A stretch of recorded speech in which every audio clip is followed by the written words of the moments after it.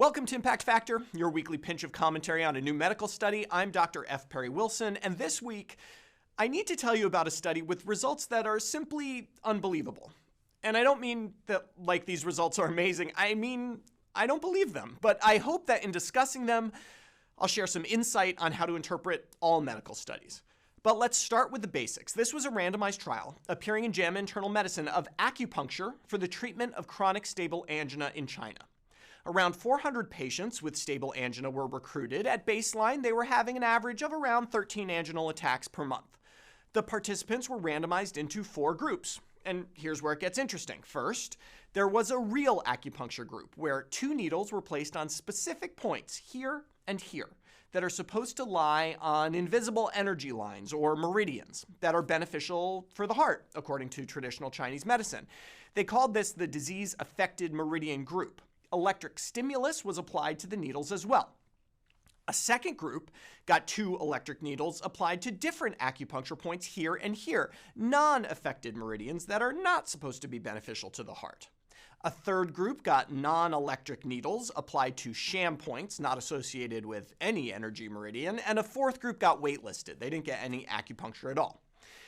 Anginal attacks decreased in all the groups, but as you can see here, they decreased most in the disease-affected meridian group, then the non-affected meridian group, then the sham group, then the waitlist group. The explanation offered is that these significant differences demonstrate that, in fact, acupuncture works. It's not just the placebo effect. There is something special about sticking needles in these specific points that reduces angina more than sticking needles anywhere else.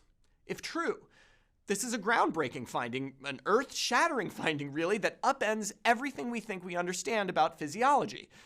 And that, I can't believe. I do not believe there are hidden energy fields in our body that can be manipulated with needles. I don't believe that because if there were, they could be directly detected by any variety of modern electromagnetic sensors. So, how did these results come about? There are a couple of possibilities. First, I may be wrong. Okay, my belief that undetectable energy paths do not flow through the body, founded on a mechanistic understanding of the universe, may be parochial, small-minded, pompous, limited. I've been wrong before, and I'll be wrong again. But there are other possibilities, and we need to consider those before we embrace a hypothesis that is inconsistent with observation. The simplest explanation for these findings is that patients were aware of what group they were in. The study states that participants were blinded to the intervention, but it is quite possible that they could figure it out.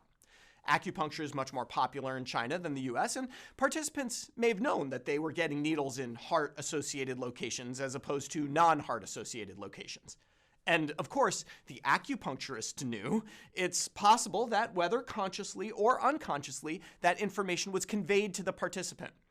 One easy way to test this is to ask the participants after the trial to guess what group they were in. As far as I can tell, this wasn't done. Another possibility is that there was systematic error in measurement or recording of the data. The point is that this study, and all studies, need to be interpreted not just by the p-value that pops out at the end, but by the likelihood of the underlying hypothesis. I'm encouraged that the recent CMS proposal to fund acupuncture for patients requires enrollment in a randomized trial. I would encourage any such studies to robustly assess the quality of blinding. Now, if this trial had shown that needles in the disease-affected meridian and non-affected meridians both helped equally better than non-electric sham stimulation, I'd have less trouble believing it. But ironically, the significant differences between the disease-affected meridian group and the non-affected meridian group in this trial actually undermines all the results for me. That's right.